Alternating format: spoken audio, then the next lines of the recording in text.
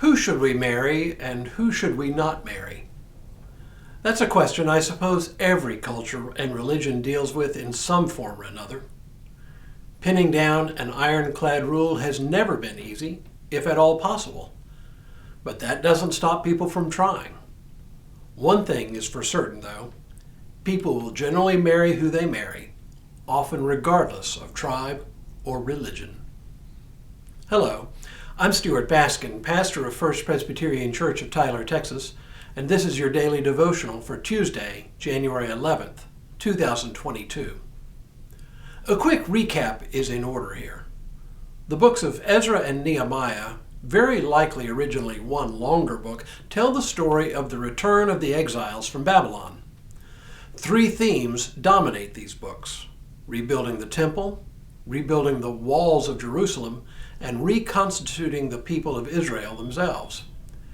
We've already talked about the rebuilding of the temple, and we've touched on the question of who counted as a Jew. In today's reading, the priest Ezra confronts the question of mixed marriages. And for reasons I'll explain, he comes down very hard on those who had entered into mixed marriages. The reading for today picks up almost immediately after Ezra himself reaches Jerusalem with the gold and silver given him by the Persian king Artaxerxes. The first thing he does when he arrives is offer sacrifices to God. That's where we pick up the story today.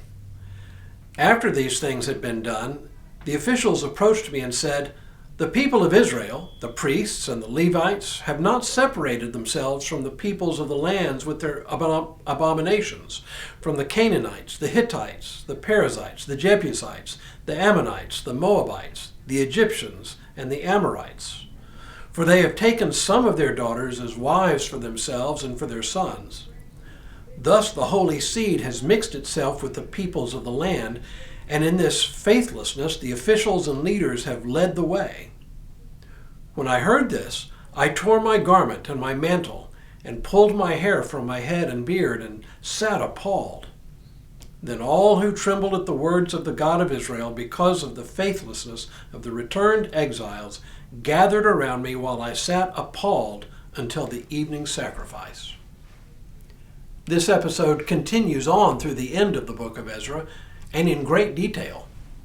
Ezra gathers all the people and makes all the men who have foreign wives send their wives and children away, a drastic measure, especially in that day and age when to be without a husband was to virtually guarantee a life of poverty. Nevertheless, it is a sign of just how important to Ezra racial, or rather religious, purity was. Now, in our day and age, this would be considered bad form. After all, people should be free to marry whomever they choose, right? Well, yes, in our day. But it was a different situation for Ezra and for the returning exiles. Again, Israel had been called and chosen and set apart by God for a purpose. Their mission as a people was to be a living witness to God's will and God's ways in the world. That's what the law was all about. It was about forming a people who lived a distinctive way of life in the world. From that perspective, marrying outside the nation of Israel could be considered a threat to the integrity of their mission in the world. After all, with foreign spouses came foreign gods and foreign worship practices. Often this meant creating a sort of mixed religion, one in which families might worship both the God of Israel and the gods of the other peoples. It really wasn't about racial purity in the way we think about it today. It was about religious purity.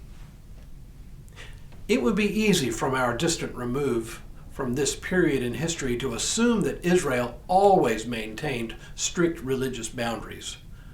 But even a cursory read through the Old Testament reveals that intermarriage was pretty common.